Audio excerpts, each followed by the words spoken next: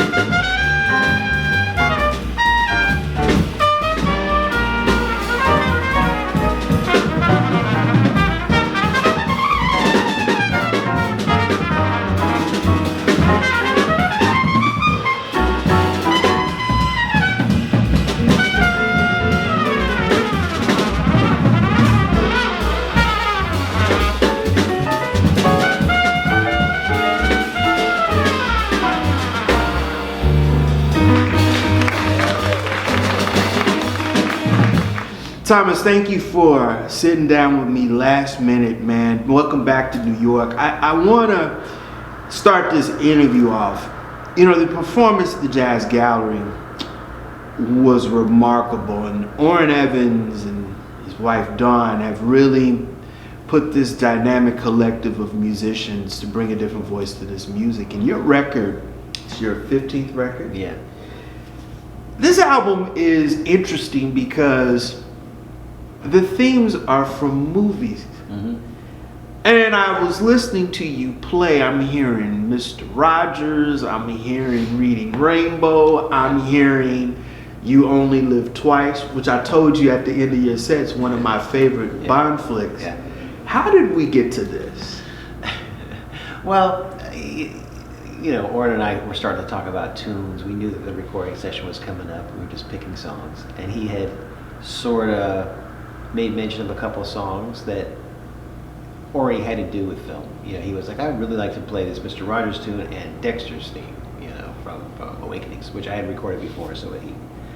But, and I said, well, I kind of want to do these two things, You Only Live Twice and Summer Night. And I said, but, and those are also from films, you know, so we could maybe get a theme going here. And he was like, well, I also would like to do Reading Rainbow, you know, and I said, well, I have this thing with the theme with the Predator, you know, so it just kind of became a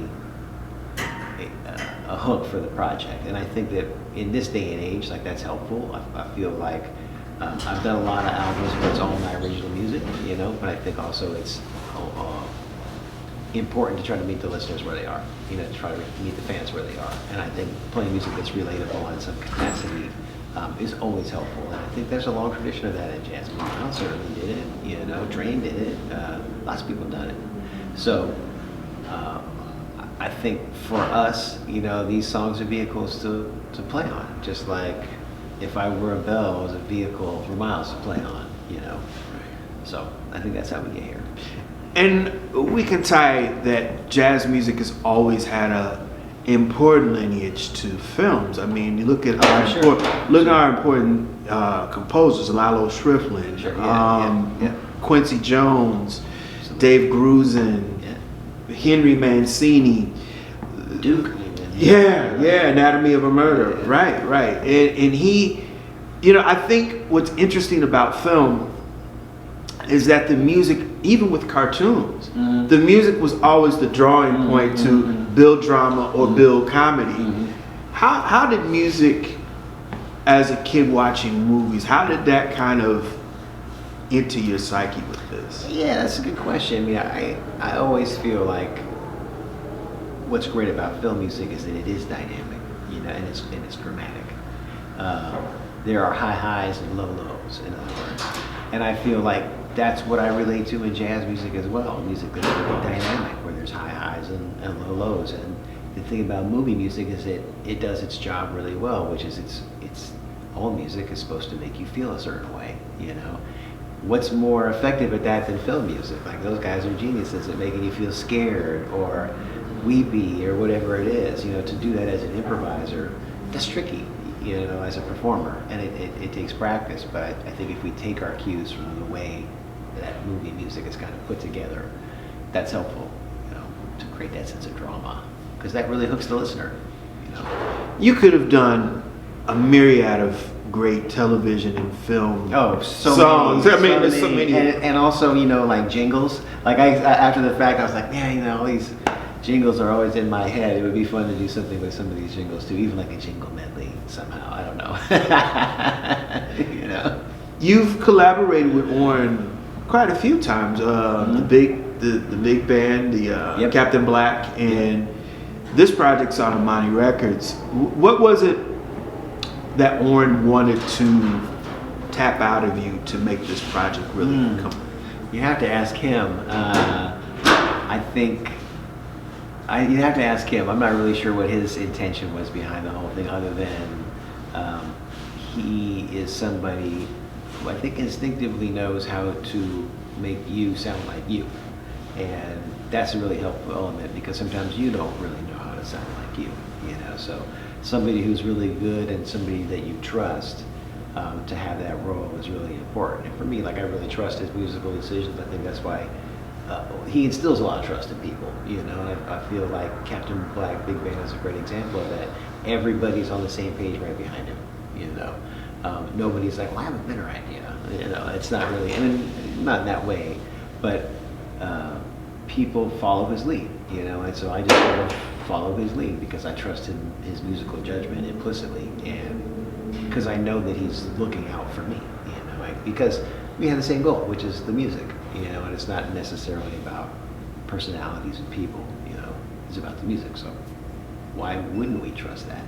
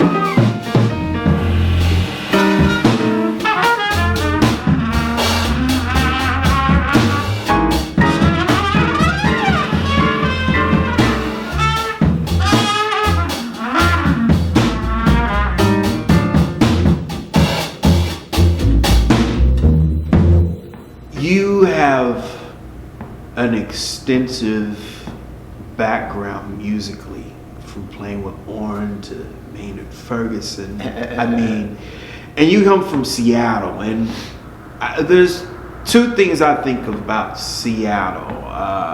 One, I think about the grunge rock scene that came out in the 80s and in the 90s, Nirvana, and also Seattle is home of an icon, the great Jimi Hendrix. Yep, that's right. Tell me about how you got into jazz. Because that city is really primarily, when you think of, well, Quincy Jones lived there for a while. Yes, it is. It's also the place where Ray Charles met Quincy Jones, and I think hipped him to a lot of aspects of life, according to Quincy in his book, you know. Because there was a scene there, and I think there's always been a scene there, and that's been really helpful to me, that there's been always a community. And there were people on the scene when I was coming up as a teenager that date back to that period. You know, they played in Quincy's band, Buddy Catlett, Floyd Stix. They had continued a relationship with him musically over time. But for me, I got into the music because my dad was a huge collector of records and jazz records. His parents were professional musicians, and his record collection was like off limits. So of course we went down there, my brother and I, and messed with it every chance we could get. And I think we were just kind of enthralled by the album covers and honestly, what we thought were like the silly names, Dizzy and Monk, Bird, to like a 10-year-old, that's hilarious, Salt Peanuts just cracked us up. But listening to that over and over again really spoke to me, I guess you could say. But my dad was very much a part of the jazz community in Seattle as a radio programmer in the early days, but also just cat on the scene, supporter, board member, all these things. So all the time coming up, there were always musicians coming over to the house and whatnot. Like his friends were all musicians. We had friends that were not musicians also, but he had many, many friends in the community. So it just was kind of an extended part of the family to go to the club and hear the musicians play, And so they would take me to the club at a pretty young age, 13, 14, right around the time I started to play really more seriously. So,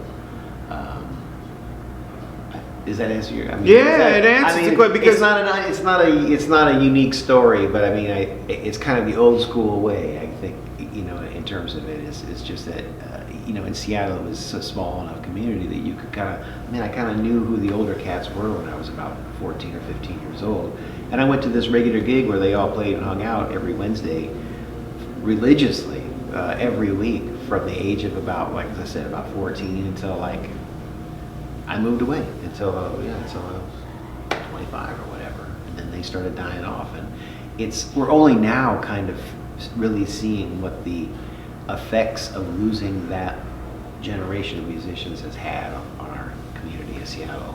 It's been really hard actually. That's everywhere.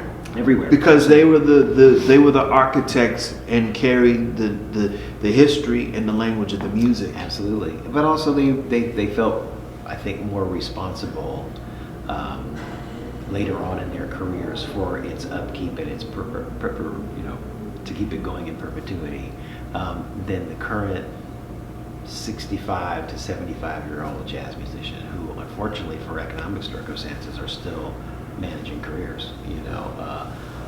Having to manage careers on a more intense level. You know what I mean? And that's too bad. But that's kind of where we are. So they're less concerned, I think, with like bringing up a crop of young musicians in the way that some of the older musicians were. Do you think that because this music is very, very visual, can be spiritual, can be very intellectual, do you think that, because each decade, I think less and less people are inclined to listen to the music, is that because culturally right now the dumbing of the masses is as inept as it is? No, I don't know that that's true. I wouldn't say that that's the reason why. I sort of feel like, well, first of all, I think that the way that jazz has been presented, and that sometimes even the performers present the music, is not that attractive. When you see guys up there with music stands and a lot of music, and they're like reading and turning pages, or they have their iPads up there or whatever, I think to the non-jazz person, that's a little corny looking, honestly. Like, you don't see pop bands doing that, or pop acts doing that, as you could say. So this idea that the music is sometimes presented more like a recital than a performance. And I think what most people want about the performing arts is like a performance, where people are all in, the performers are all in.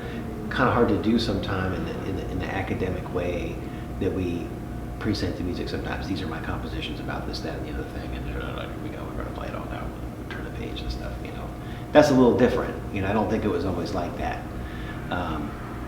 So I think that has had a chilling effect on audiences a little bit. I think also the shushing of the audiences has had an effect on the crowds as well.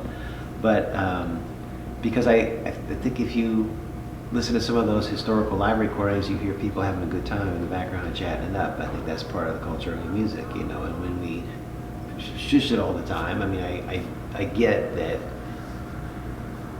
we want to be able to hear the music in the room. We call it the Keith Jarrett. Okay, exactly. And I, we want to respect and honor the music, and that's important because it is a spiritual experience. You know, we're trying to affect an emotional change in the listener, you know, one person to another. If that's not a sanctified act, I don't know what is. You know, that is definitely a spiritual thing. However whatever words you use to describe that, you know. So if we can be more performative about the music, I think it's helpful, you know, to the audience. But also, like, I host a jam session on Monday nights in Seattle, and at Seattle Jazz Fellowship, and a young woman came in November, had a great time as an audience member, and she posted a TikTok video about it, and has continued to do that over the weeks. And so basically our jam session went viral, and our little 80-seat capacity room is like standing room only every single Monday, and everybody's under 30, and they're standing there listening, and they actually shush each other, which is kind of a wild thing. They want to hear the music, they want to see what's going on, and this is for the jam session. You know what I mean? Most people wouldn't really even consider it very good music most of the time. You know, it's the kind of amateur hour. But I think that's what they like about it, that it's like a live version of America's Got Talent or something like that. The spectacle of people rotating in and out, and what are they going to do? How are they going to do this if they never met before? I think we forget that that's very powerful. Like, as jazz musicians, we can just walk up on the stage, call a tune, and start playing. I think to somebody who doesn't really know about the music, that's totally mystifying, you know. So we take it for granted, but I think that that's something we is helpful to promote our music. Is just doing our job, you know, playing. I don't know. Well, I mean, it makes sense. It makes sense. And one of the big things about these videos is, I guess what I mean to say by saying all that is I think if what you're doing is being done with integrity, that's attractive to people, and it doesn't really require a lot of promotion. People will come in and spread the word, you know. And I wanted to piggyback what you said. One of the things I wanted to do with these videos is build a sense of community. I want people from Seattle who are jazz fans that are going to go to New York. They got to go to the Jazz Gallery. They got to go to Smalls. They have to go to the Blue Note. They have to go to Dizzy's. And that is probably one of the most important things about this music. We want to bring people together, and just as of the last 3 decades, we don't see much of that. We see it at the jazz festivals, definitely.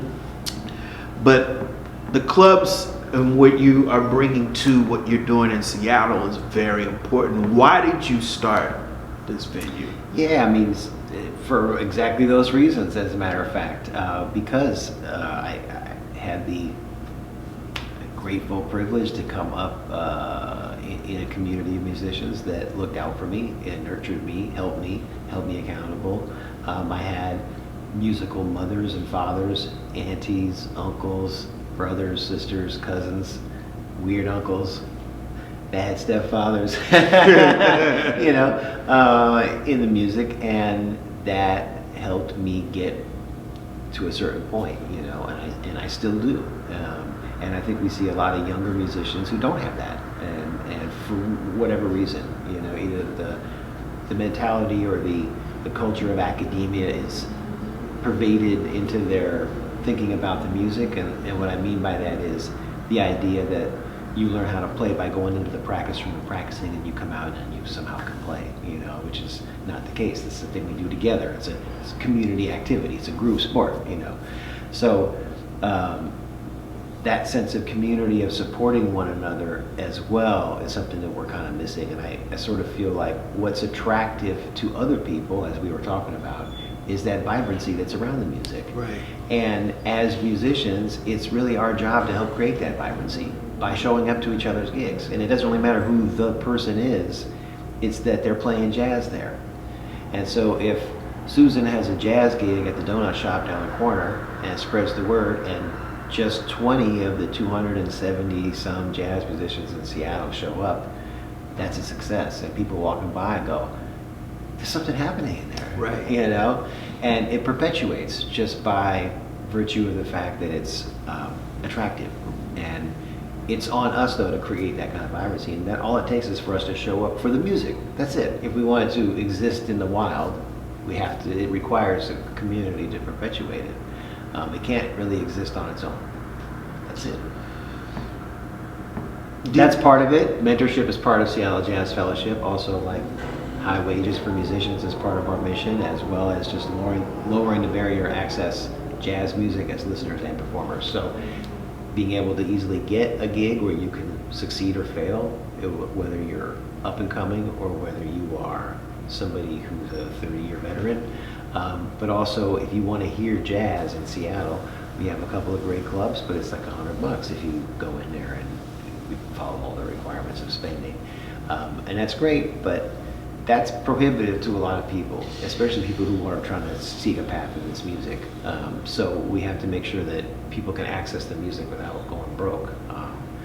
I think we've hit a model at the fellowship where we sell memberships for a very affordable price. $60 gives you basically free access to all our events for a year, all of our shows. That's good. Or it's a $20 suggested donation when you come in, and you can pay as little as $1. Most people pay $20. We have grant money, and the membership fees kind of cover the gap of what people don't spend versus what we pay the band. So we pay the band more than we're taking in at the door, but we have other funding methods to come up with that because we're a 501c3. So that helps us do it. But that model of dinner and drinks sort of keeping the club going and ticket sales keeping the music going, it's really expensive, you know, and the only way to make money at that in that jazz club model is you gotta have a lot of seats, because in a jazz club you only sell that seat once, you know, whereas a restaurant you can sell that table over and over and over again throughout the night. So you need a lot of seats to sell a lot of dinners.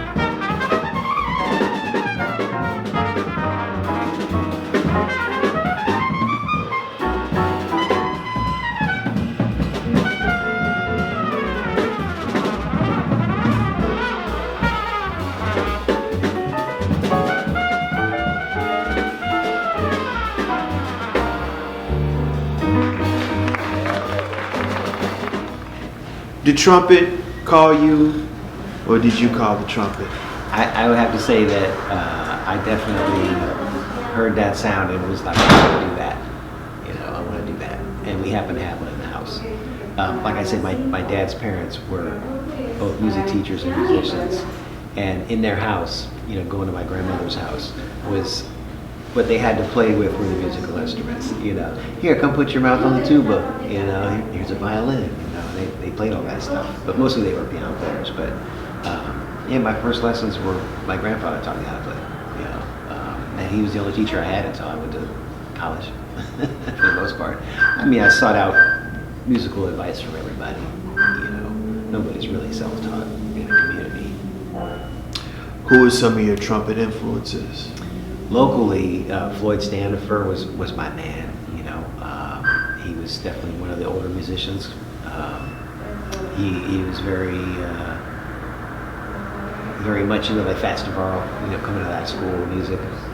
Jay Thomas is another local musician who had a big influence on me. Wonderful local musician, plays trumpet, saxophone, flute, just beautiful musician, and somebody who hired me for my first gigs and all that. But I always loved Miles, loved to see him. Got a chance to see him many times. Dizzy, always, you know. But I love them all. Freddie, I mean, you know, I love them all. You can say Lee Morgan. We never could pick just one. Never could pick one.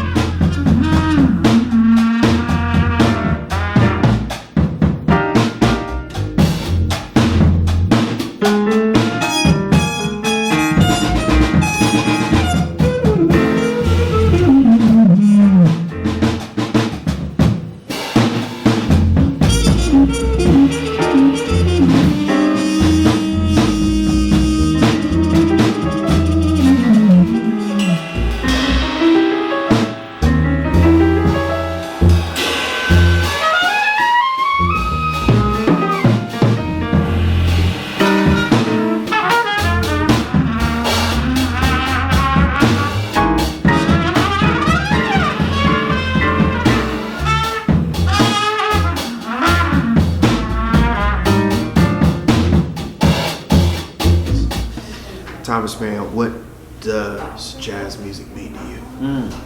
Family. You know, musically, some of us keep the family traditions, some of us don't. Some of us, but we all have a common ancestor musically somewhere. You know what I mean? And so, to me, like musically, we have people we're closely related to and distantly related to. And so, to me, it's just a family. You know, physically and metaphysically. You know, so that's how I think of it. You know, who am I connected to? That'll do it again for another edition of the Pace Report. I'm Brian Pace. I'd like to personally thank the incomparable Thomas Marriott for his time. Make sure you support his current Imani Records release, Screen Time, which is now available on Bandcamp, as well as you can visit Thomas on his website at thomasmarriott.net.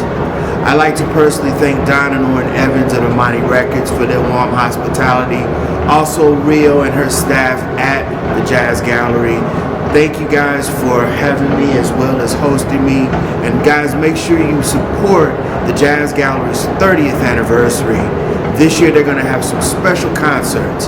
For more information and showtimes and dates, visit them online at jazzgallery.org. As always, people, I can't stress this more than enough. Please like, share, and subscribe to my videos on YouTube and Vimeo, and leave comments, as well as follow me on social media by way of Instagram, Twitter, and Facebook. Until next time, remember, if it's in the groove, it'll make you move. Till next time, peace.